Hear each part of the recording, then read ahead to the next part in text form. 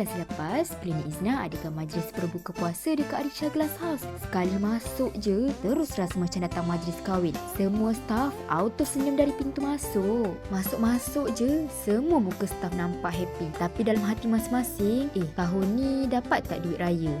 Yang paling best, makanan memang banyak gila. Dari kambing bakar, mi kawah, ayam goreng, sampai dessert semua ada. Siap ada yang sempat main cak-cak masuk kamera. Memang meriah habislah. Bila azan je, semua terus jadi minjam makanan. Cedok sana sini. Sampai ada yang makan macam tak ada hari esok dah. Seronok sangat tengok semua staf dan keluarga happy berbuka sama-sama. Macam biasa, bab dessert memang tak boleh bincang. Kaum perempuan confirm tak lepaskan peluang. Staf yang bawa family pun nampak meriah. Satu meja penuh makanan sampai dah tak tahu nak letak makanan dekat mana. Dan momennya paling dinanti-nanti, duit raya dari bos. Lepas ibu satu hari, saya balik start duit raya. Boleh?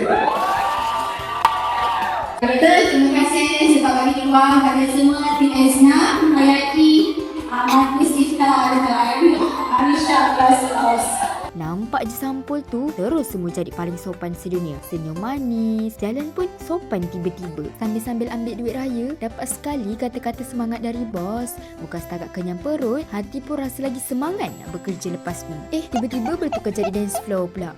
Kalau yang ni memang layak lah dapat extra duit raya sebab dah bagi show free. Anak-anak staff pun tak kalah. Dari awal dah standby beratur tunggu turn. Muka masing-masing excited sangat lagi-lagi nak dapat duit raya.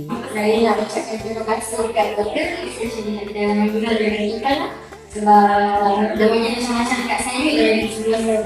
So saya doakan semoga kena Izna lebih rajin. Terima kasih. Dia yang support dia orang dikasih kami jadi guna dan kena esok itu asal ini tidak bisa.